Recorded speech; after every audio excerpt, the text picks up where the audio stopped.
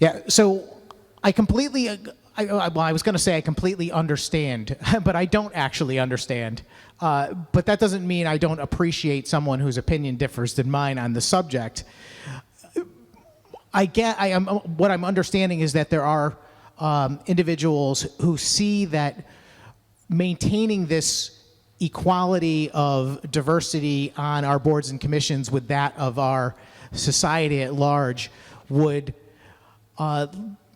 be some sort of evidence of an achievement that we've reached a point of improvement or a result that is acceptable on the subject of racial and gender diversity. What I'm struggling with, Madam President, is that I don't understand how that achieves that goal.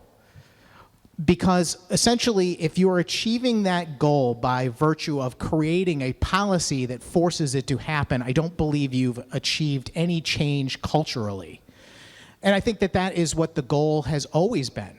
I believe reading history and trying to study and understand folks that have fought for civil rights, for minorities and for women throughout history, their goal has always been the same, which was to have those superficial qualities ignored and to be judged on their merit. Today, there's a great deal of emphasis placed on the idea that because of someone's race or gender, their experience may have prohibited them from having the same opportunities as someone else. And I started by saying earlier that I'm sympathetic to that and I understand it completely. But I don't think that is a universal case, because you can point to examples of people of all races and or both genders that have had different experiences. There are people who have been born poor or with less opportunity, or rich with more opportunity of all races and genders. I don't think we are capturing the aim of true diversity and true acceptance and putting racial and gender discrimination behind us by creating a system that continues to measure people based on those superficial qualities, Madam President. I understand this is a sensitive topic, and I understand completely that there are people that disagree about it.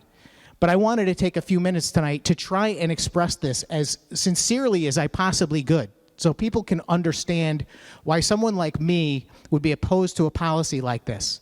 It is because I do not judge anyone based on their race or gender. I never have in my entire life, and I never will. And I believe it's fundamentally and morally wrong to do so. It doesn't mean I'm blind to the plight of any other person or willing to ignore our differences. What it means is that I believe that those things are not a measure of any of us. Race and gender are not determinative. We are much more than our race and gender.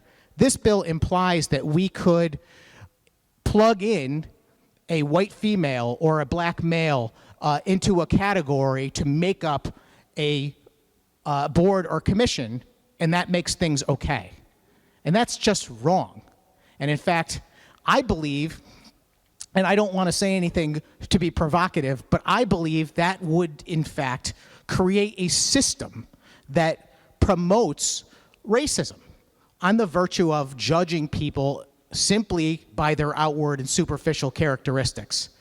We need to grow past this, Madam President. We need to grow as a society. We need to grow culturally to respect people based on their merits.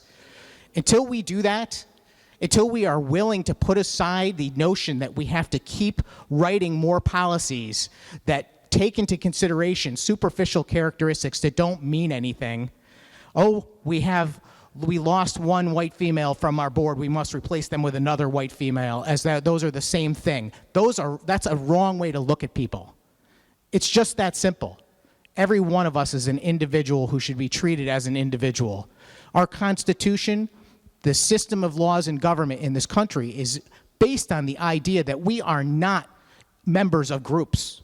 We are individuals, and our Bill of Rights protects us as individuals, not as groups and categories. And we need to begin a new era of writing policy that respects individuals based on their individual merit, much the same as they did in 1964. So I'm going to oppose the amendment today, Madam President. I wish that I was more eloquent in this conversation. I really do.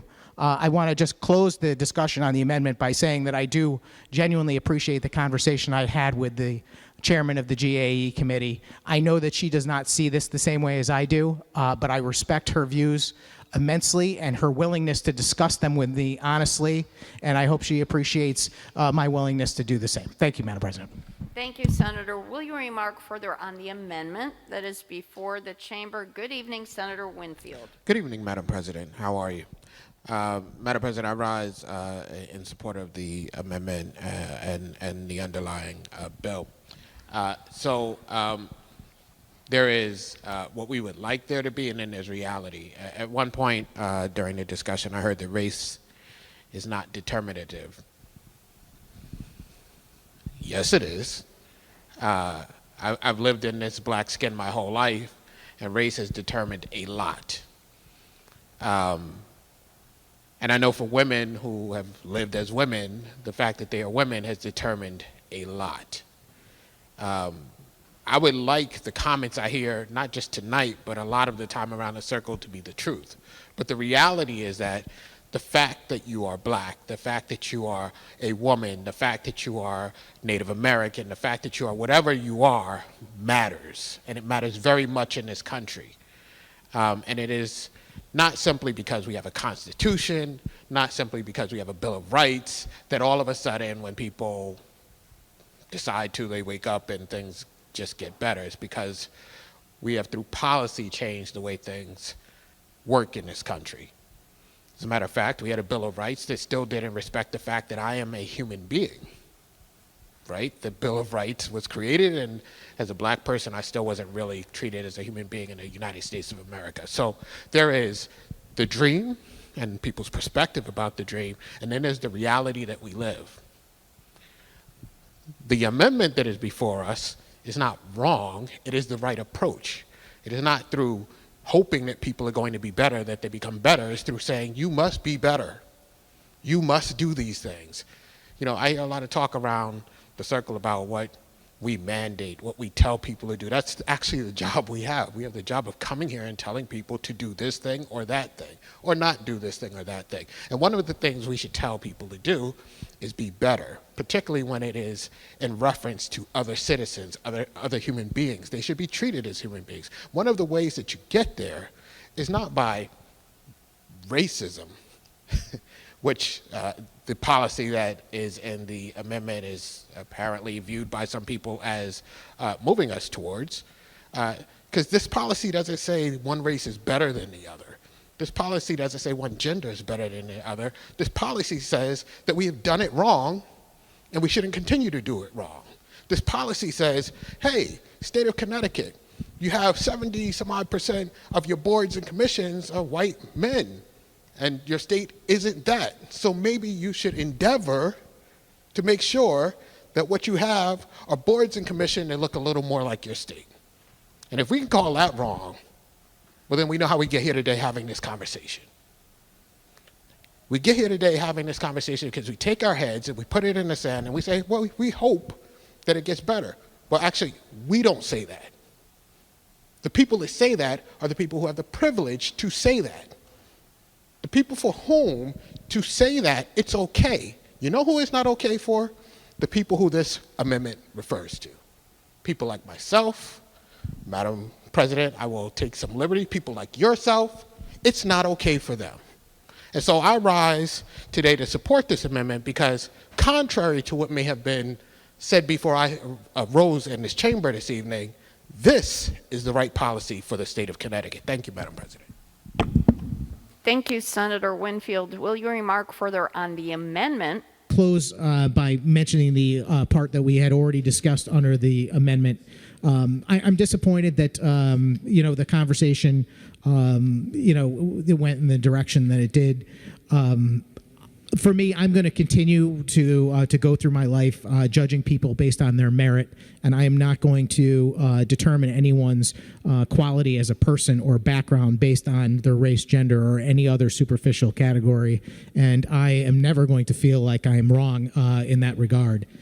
This bill does exactly that. It determines whether or not people should be eligible for appointments based on those superficial characteristics, which I do not believe measure them as human beings. And as a result, I will vote no. Thank you, Madam President. Thank you, Senator. Will you remark further?